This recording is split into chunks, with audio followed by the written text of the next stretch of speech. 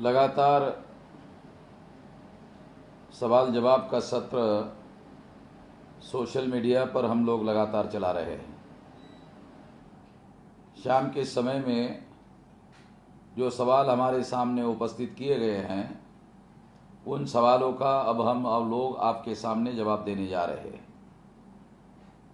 सवाल पूछने वाले का नाम है सुखदेव वसावा। सर, संविधान में हमें अनुसूचित जाति के तौर पर 5 और 6 अनुसूची ट्राइबल एरिया में आदिवासियों को दिया गया है, मगर सरकार लागू नहीं कर रही है और ट्राइबल एरिया लूटा जा रहा है। उसके लिए क्या करना होगा? 2 महत्वपूर्ण बातें हैं जो आदिवासियों को ध्यान रखना होगा। पहले, आदिवासी लोगों को 5वीं और 6ठी अनुसूची के बारे में जानकारी नहीं हुआ करती थी। अभी आदिवासियों को इसकी जानकारी हो गई है, बहुत अच्छी बात है। इसको हम लोग बहुजन क्रांति मोर्चा के द्वारा, राष्ट्रीय आदिवासी एकता परिषद के द्वारा लगातार सारे देश भर में उठाया जा रहा है, मगर अकेले आदिवासियों के द्वारा ये मामला हल नहीं किया जा सकता। इसलिए आदिवासियों को चाहिए, दूसरे जो मजलूम लोग हैं, अत्याचार से पीड़ित लोग हैं, या जिनके संवैधानिक अधिकार भारत में लागू नहीं किए जा रहे हैं, उन लोगों के साथ मिलजुल कर 2013 को सुप्रीम कोर्ट ने ईवीएम मशीन को ख़त्म किए बगैर ईवीएम मशीन का घोटाला करने का जो प्रभाव था उसे ख़त्म करने के लिए पेपर ट्रेल मशीन लगाया था। और ये पेपर ट्रेल मशीन एक बहुत अच्छा उपाय था, क्योंकि ईवीएम मशीन के द्वारा अगर वोटों का घोटाला किया जाता है, और निश्चित रूप से किया जाता है, क्योंकि वो इलेक्ट्रॉनिक रिकॉर्ड होता है और इलेक्ट्रॉनिक रिकॉर्ड में दूसरे के वोट किसी और के नाम पर ट्रांसफ़र किए जा सकते हैं। मगर पेपर ट्रेल मशीन में पेपर वोट होता है, फिजिकल एविडेंस होता है। फिजिकल एविडेंस होने की वजह से वोट का फिजिकल कागज़ का टुकड़ा बैलेट बॉक्स में गिरता है और वो टुकड़ा ट्रांसफ़र नहीं किया जा सकता। इस वजह से ईवीएम का घोटाला पेपर ट्रेल मशीन लगाने की वजह से पकड़ा जा सकता था। ये ऑर्डर 8 अक्टूबर 2013 को सुप्रीम कोर्ट ने दिया था, मगर चुनाव आयोग ने 2014 के चुनाव में इसे लागू नहीं किया और 2019 के चुनाव में लागू करने का आदेश 24 अप्रैल 2017 को मेरे केस में सुप्रीम कोर्ट ने दिया।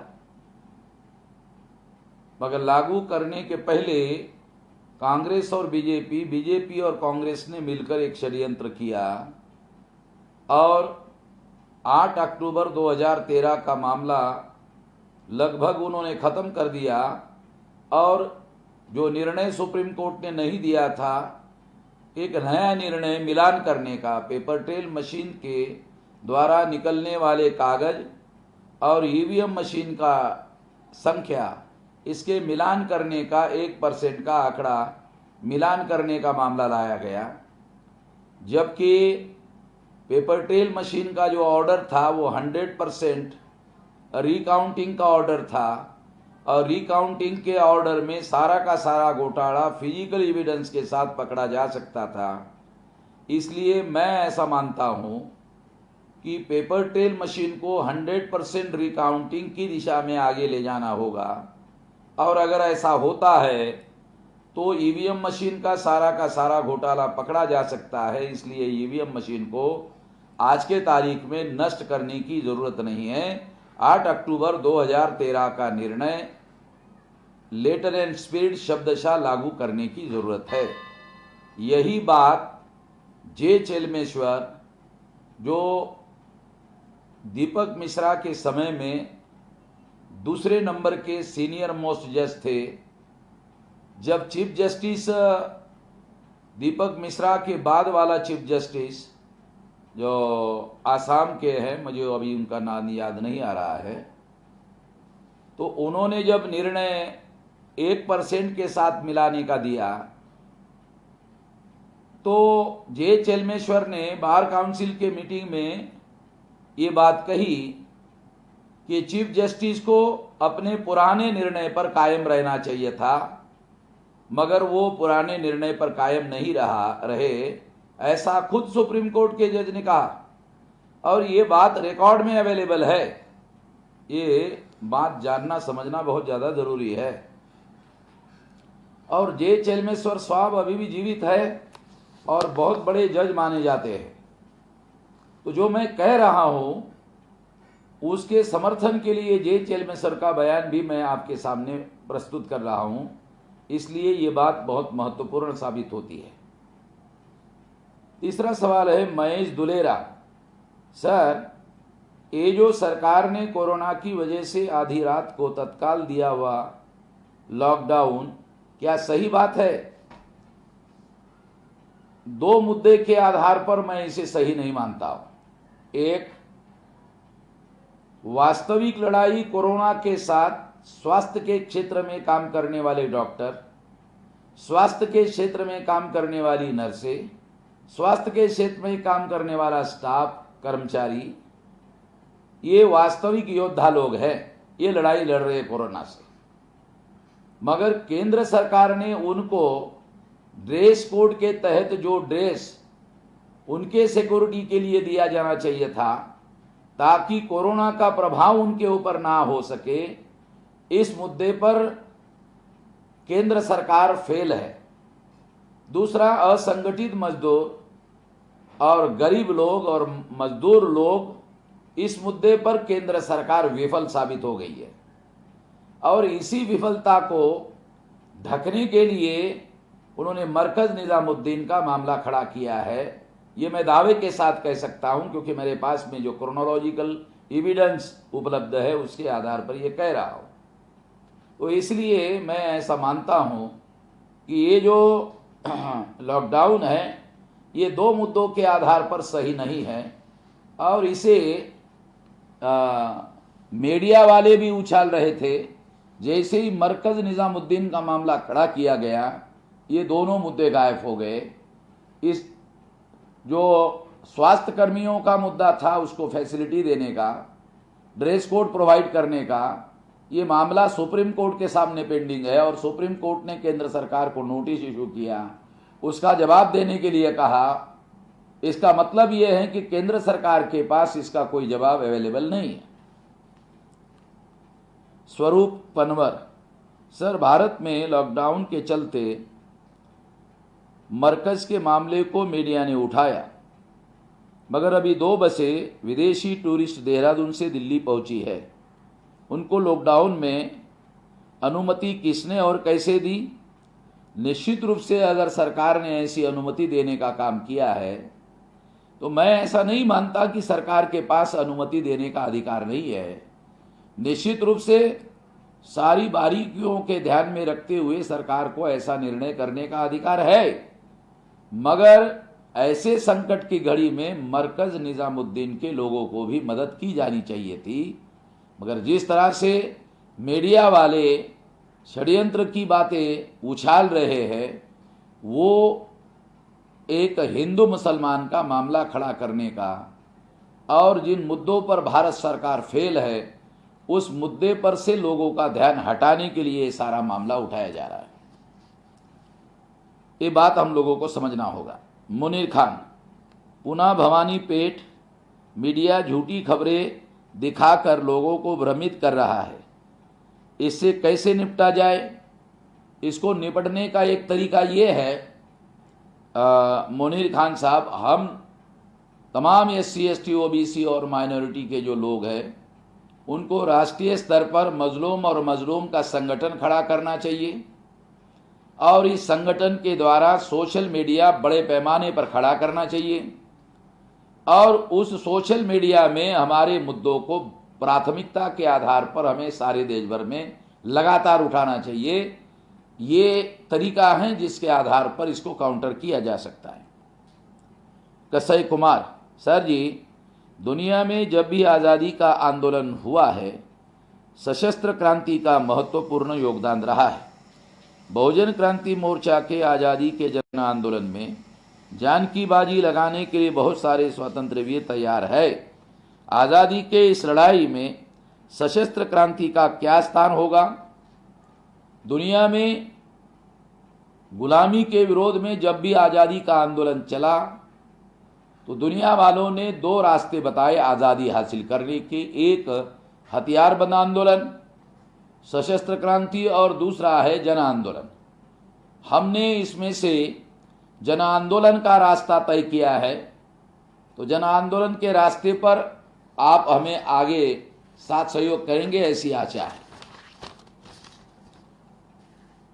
मंगल मुर्मू साहब, कुछ लोग ईवीएम को लेकर इंटरनेशनल कोर्ट में केस लड़ने का ऐलान सोशल मीडिया में कर रहा था, तो क्या भारत में हो रहा ईवीएम घोटाला का केस इंटरनेशनल कोर्ट में दर्ज हो सकता है? कृपया हमें जानकारी दे। इसके बारे में हम सुप्रीम कोर्ट के लॉयर से जानकारी इकट्ठा कर रहे हैं और जैसे ही ऑथेंटिकेट जानकारी उपलब्ध होगी हम आपको जानकारी देने की कोशिश करेंगे।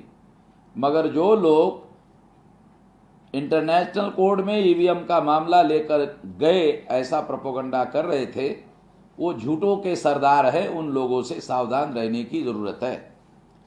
शाह मोहम्मद, बिल्कुल उम्मीद नहीं ही मीडिया पर। इंसानियत का अगर कोई दुश्मन है तो मीडिया है, और ये पूरी तरह सरकार के कहने पर चल रही है। शाह मोहम्मद साहब, अगर ये ऐसा कर रहे हैं तो मैं ऐसा मानता हूं कि केवल सरकार के कहने पर ये लोग ऐसा कर रहे हैं, ऐसा नहीं कहा जा सकता। इस देश में डीएनए के अनुसार जो ब्राह्मण है वो विदेशी है और उसके नियंत्रण में ये मीडिया चल रहा है, और वो इस बात से डरा हुआ है कि इस देश में कोई जन आंदोलन खड़ा नहीं होना चाहिए, इसलिए इसको दबाने की कोशिश कर रहे हैं और इसलिए झूठा प्रोपेगेंडा भी करने में लगे हुए। नईम अंसारी, वामन मेश्राम जी, अब तो कोर्ट से भी विश्वास उठ गया है। कोर्ट जाएंगे तो फटकार देगी, करे तो क्या करे।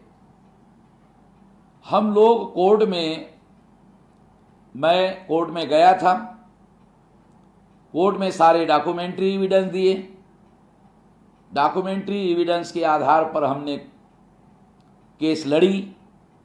कोर्ट ने हमें फटकार नहीं दी। 24 अप्रैल 2017 को सुप्रीम कोर्ट ने हमारे फेवर में पेपर ट्रेल मशीन लगाने का आदेश दिया। तो ये कहना गलत बात है कि केवल फटकार लगाने का कोर्ट काम करती है। हम इस बात को नहीं मानते। सुरेंद्र कुमार, सुमन अकेला, लॉकडाउन में पीटने का क्या कारण है? बिहार में पुलिस सब्जी लेने वालों को पीटती है। ऐसे लोगों के वीडियो रिकॉर्ड किए जाए और उनके खिलाफ ऊपर वाले जो पुलिस अथॉरिटी है उनको रिटर्न में कंप्लेंट किया जाए। अगर ऊपर वाले नहीं मानते हैं तो कोर्ट में उनके खिलाफ केस दायर किया जा सकता है। मनोज कुमार शर्मा, किसी का विश्वास नहीं करना चाहिए। इंसान को बस अपने खुद के निजी दिमाग की ही सलाह माननी चाहिए। कोई भी दूसरा शख्स किसी भी दूसरे शख्स का भला कर ही नहीं सकता। तुम्हारा अपना दिमाग ही तुम्हारा भला कर सकता है। किसी भी नेता के पीछे चलने की ज़रूरत नहीं है।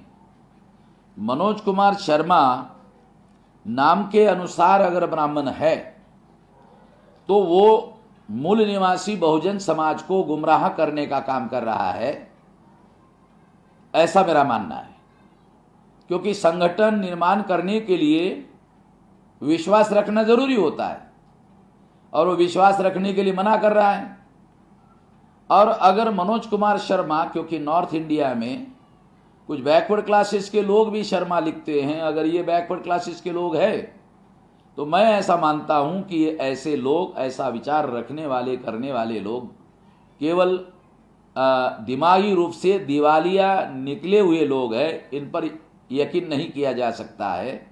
दुनिया में जो विवेकपूर्ण लोग हैं, बुद्धिमान लोग हैं, उनका कहना है कि दुनिया में बड़ा परिवर्तन आज तक कभी भी संगठित शक्ति के बगैर नहीं हुआ और ये बात सिद्ध है। दिनेश कुमार, ईवीएम मशीन में आप हमेशा यह कहते हैं कि घोटाला करके सरकार बनाई है, आप ऐसा क्यों नहीं कहते हैं कि चोरी करके सरकार बनाई है? चोरी, वोटों की चोरी अगर ईवीएम मशीन में करनी है तो केवल चोरी शब्द छोटा शब्द है, घोटाला शब्द छोटा नहीं है। क्योंकि घोटाला करने के लिए केंद्र सरकार, विरोधी party, Indian administrative services, parliament, media और जुडिशरी, इतने सारे लोग मिलकर ये कर रहे हैं। अगर इतने सारे लोग मिलकर कर रहे हैं तो ये केवल चोरी का मामला नहीं है, न केवल चोरी इसको कहा जा सकता है। चोरी से बहुत बड़ा शब्द है घोटाला, ये घोटाला करके किया जा रहा है, इसलिए घोटाला कहना ही उचित है। दाऊ दयाल भारती, सर जी लॉकडाउन को गरीब को मरने की नौबत आई है, क्या किया जाए? लॉकडाउन में गरीब को मरने की नौबत आई है। अगर ऐसी कोई परिस्थिति आपके इलाके में, आपके बस्ती में आई है तो आप लोगों को संगठित करिए, हमारे संगठन के साथ कोऑर्डिनेट करिए, स्थानिक प्रशासन के साथ कोऑर्डिनेशन करते हुए गरीब और मजबूर और मजलूम लोगों तक भोजन पहुंचाने का काम किया जा सकता है। ये काम हम लोग करेंगे प्रशासन के साथ मिलकर, आपको निराश होने की ज़रूरत नहीं है। शाकिर नदवी, जनाब अल्लाह आपकी हिफाजत फरमाए। मैं आपसे अदबन गुजारिश करता हूँ कि इस मीडिया वालों को ऐसा सबक सिखा दो, कभी दोबारा ये इतनी गंदी हरकत ना कर पाए। और अगर आपने इस मीडिया वालों को सबक सिखा दिया तो इंशाअल्लाह सारे जो लोग तबलीग में लगे हुए हैं आपसे जुड़ जाएंगे। मैं तो न्याय के साथ खड़ा हूँ और जब भी किसी पर अन्याय होता है, मैं अन्याय के विरोध में हर उस अन्यायग्रस्त व्यक्ति और व्यक्ति समूह के समर्थन में खड़ा होता हूँ। इसलिए अगर हम लोग ये लड़ाई लड़ रहे हैं, अगर मिलजुल कर लड़ाई लड़े तो जो जालिम लोग हैं उसको ख़त्म किया जा सकता है। इस दिशा में नदवी साहब आप थोड़ा विचार करिए, मिलजुल कर काम करने का विचार करिए। अनिल एंथोनी मुर्मू, 22 मजदूर और 7 चिल्ड्रेन के डेथ को छुपाने का ये सारा स्टंट है, ये हो सकता है। और ये बहुत बड़ा आरोप केंद्र सरकार पर आ रहा था और इस पर पर्दा डालने के लिए शायद ये सारा खेल खेला जा रहा है, ये एक कारण हो सकता है। सुभाष मोहिते का टारगेट एनआरसी आना, उसके बाद एनआरसी आना, उसके बाद कोरोना का आना, फिर से उसे अवतार घोषित करना। सांगली में जयंत पाटिल का स्टेटमेंट है, उस पर भाजपा के व्यक्ति का बयान है। इस घटनाक्रम पर आपकी क्या प्रतिक्रिया है? अभी उसके बारे में डिटेल जानकारी मेरे पास पहुंची नहीं है, जैसे ही पहुंचेगी मैं उसके बारे में अपना बयान दे दूंगा। बोधि सागर सोनो ने प्रश्न, सर इस सरकार की वजह से सारा देश संकट में है, क्या सभी SC ST OBC और माइनॉरिटीज़ के MP के साथ बहुजन क्रांति मोर्चा द्वारा मीटिंग लेकर सरकार गिराने का काम हो सकता है? इस तरह के असंवैधानिक कार्य करने में हमारा इंटरेस्ट नहीं है और हम इस तरह के असंवैधानिक कार्य में शामिल होने के लिए तैयार नहीं है। 21 सेंचुरी अमर उजाला अखबार ने आज अपनी गलत हरकत करके दिखा दिया है। हज़रत नोमानी साहब का फ़ोटो लगाना और नाम किसी और का, आपका क्या कहना है? निश्चित रूप से अमर उजाला जो बहुत बड़ा अखबार है, उसके संपादकों ने बहुत बड़ी गलती की है। नोमानी साहब को हमारी सलाह है कि उन पत्रकारों पर, संपादक पर मानहानि का क्रिमिनल केस दायर किया जाए और हम भी बहुजन क्रांति मोर्चा के द्वारा अलग अलग जगह पर इसके बारे में एडमिनिस्ट्रेशन और पुलिस एडमिनिस्ट्रेशन पर कंप्लेंट करने की कोशिश करेंगे। SM Ali, sir state wise मामसेप एड्रेस, फ़ोन दीजिए, हमें अपना टीवी चैनल्स और स्कूल शुरू करने चाहिए। हम मामसेप को बैंक चेक्स कैसे भेज सकते हैं, कृपया बताइए। स्थानिक स्तर के जो स्टेट लेवल के हमारे पदाधिकारी है, प्रभारी है, उनका टेलीफोन नंबर हम आपको देने की कोशिश करते हैं। और हमारे फेसबुक चैनल पर इसको घोषित करते हैं, फेसबुक पोस्ट पर। शुभम शर्मा, अंबेडकर जन्मभूमि पर कब आप अपने विचारों को सभी जनों तक पहुंचाएंगे? अंबेडकर जन्मभूमि का मुद्दा जो आपने बहुत प्रिसाइज में लिखा है, थोड़ा विस्तार से अगर आप लिखेंगे तो अगले बार इसके बारे में हम लोग जवाब देंगे। ये एक लाइन का सवाल समझ में नहीं आया कि आप क्या पूछना चाहते हैं। सोशल ऑर्गेनाइजेशन, फिर तो ट्रंप और उसके साथ आए हुए लोगों के जरिए कोरोना वायरस इंडिया में आया होगा, ऐसा आप कह रहे हैं प्रतिक्रिया में। ऐसा कहने की कोई ज़रूरत नहीं है, मगर मीडिया वाले जो प्रोपोगंडा कर रहे हैं वो एंटी नेशनल प्रोपोगंडा है। उस मीडिया से हम लोगों को सावधान रहना चाहिए और ऐसे मीडिया को जनता के सामने नंगा करना चाहिए। ह्यूमन राइट्स, ये सब गवर्नमेंट के नाकामियों को छुपाने का नौटंकी नेशनल मीडिया कर रही है। ये और कर भी क्या सकते हैं? हाँ, ये कहा जा सकता है क्योंकि उनके पास साधन है, इसलिए उसका वो उपयोग कर रहे हैं। कीर्ति नागदेव, ये सरकार ही जिम्मेदार है वायरस फैलाने के लिए, क्योंकि सरकार ने तुरंत इंटरनेशनल बॉर्डर सील करना चाहिए थी जब चीन में ये वायरस आया था। ऐसा करना चाहिए था, नहीं करना चाहिए था, ये केंद्र सरकार के अधिकार क्षेत्र का मामला है। इसके बारे में हमारे पास में बहुत बृहद जानकारी उपलब्ध नहीं है। अविनाश सोलंकी, वैष्णो देवी में कोई नहीं फंसा है, ऐसा मीडिया में दिखाया जा रहा है, सच क्या है? जम्मू कश्मीर के हाईकोर्ट ने ऑर्डर दिया है, इसलिए मीडिया वाले अगर कुछ कह रहे हैं तो वो झूठी बात है। हाईकोर्ट को फिर ऑर्डर देने की जरूरत ही नहीं थी। हाईकोर्ट ने ऑर्डर दिया, इसका मतलब हाईकोर्ट के सामने केस गया था, तब तो उन्होंने ऑर्डर दिया। तो मीडिया वाले झूठी खबरें छाप रहे हैं, झूठी खबरें बोल रहे हैं, तो इनसे हम सब लोगों को सावधान रहने की ज़रूरत है। अब मैं आखिरी बात आपको कहना चाहता हूं, जितने भी सुनने, जानने, समझने वाले लोग हैं, आप सब लोगों को सवाल पूछने के लिए कमेंट बॉक्स में अपने सवाल लिखें। अगले वीडियो में इसके जवाब दिए जाएंगे। धन्यवाद।